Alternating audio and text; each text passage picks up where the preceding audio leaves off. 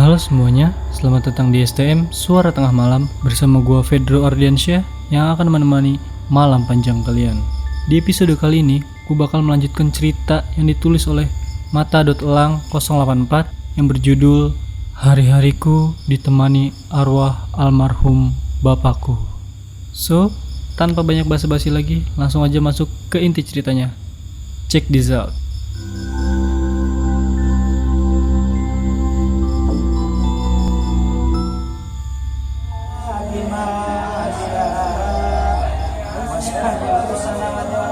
Dalam tradisi masyarakat muslim di Jawa Timur, pengajian untuk almarhum digelar selama 7 malam.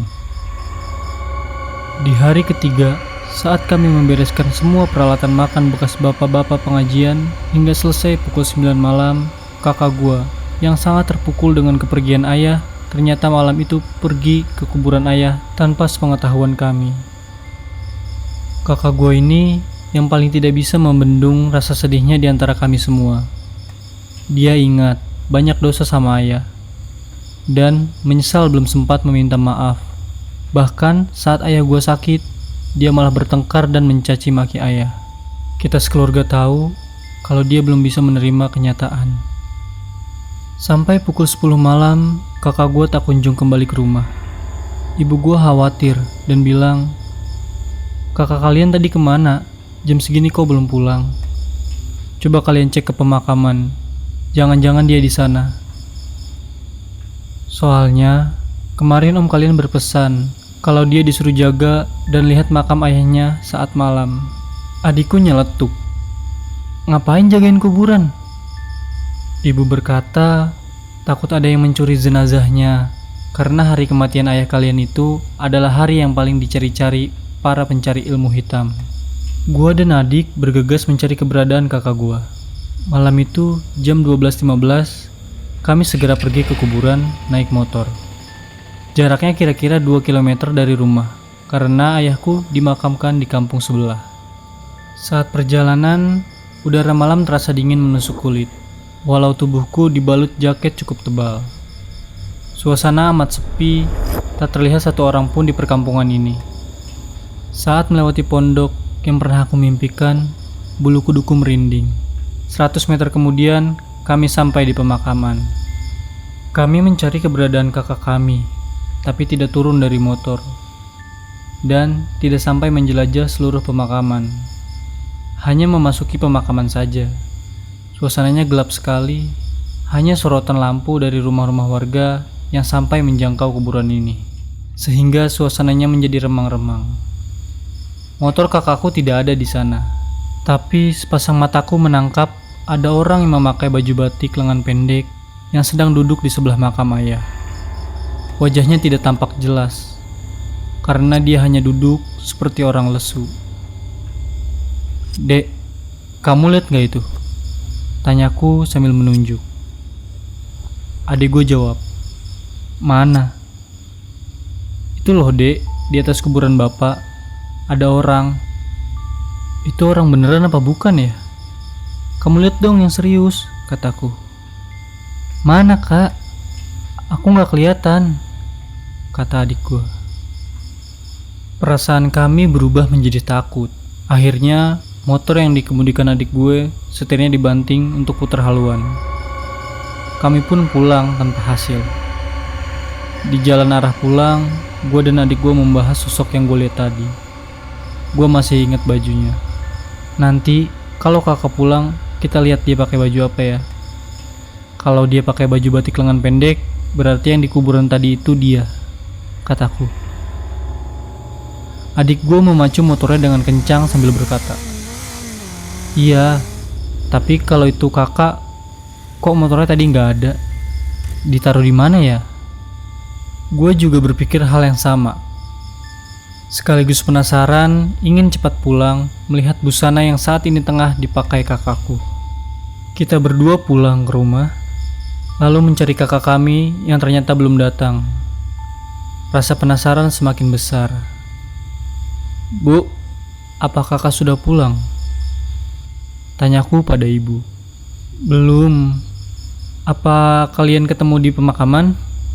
tanya ibuku. "Gak ada bu, Cuma lihat orang duduk di sebelah kuburan bapak, terangku. Kami pun menceritakan kronologi kejadiannya. Belum juga selesai bercerita, kakak yang kita cari-cari datang dengan mengendarai sepeda motor.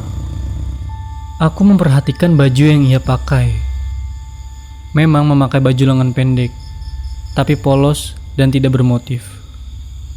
Adikku juga melihatnya.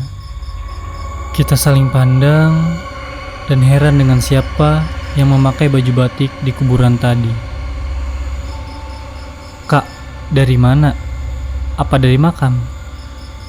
Tanya adikku pada kakak. Ini beli rokok, jawab kakak. Kita kira kakak ke kuburan. Kita susul lo ke sana, cerita adikku. Enggak tuh, kata kakakku. Akhirnya, sampai sekarang pun kita tidak pernah tahu sosok lelaki yang gue lihat di kuburan itu siapa. Entah manusia atau setan, gue dan adik gue benar-benar gak ngerti. Seperti yang gue bilang, bahwa pengajian untuk mengenang kematian di daerah gue berlangsung selama 7 malam. Malam itu adalah malam terakhir. Sekitar pukul jam 9 malam, pengajian selesai. Kami sekeluarga pun membereskan peralatan seperti sound system, terop, dan karpet. Semua baru selesai jam 10 malam. Gua pun tidur di kamar gua seperti biasanya. Belum sampai 1 jam gua tidur, ayah gua datang di dekat pintu kamar gua. Dia berdiri menatap gua yang lagi tidur. Gue juga merasa gue lagi tidur rebahan, tapi bisa lihat ayah gue. Ayah memakai kemeja berwarna orange dan coklat seperti yang biasa dia pakai saat akan pergi keluar rumah.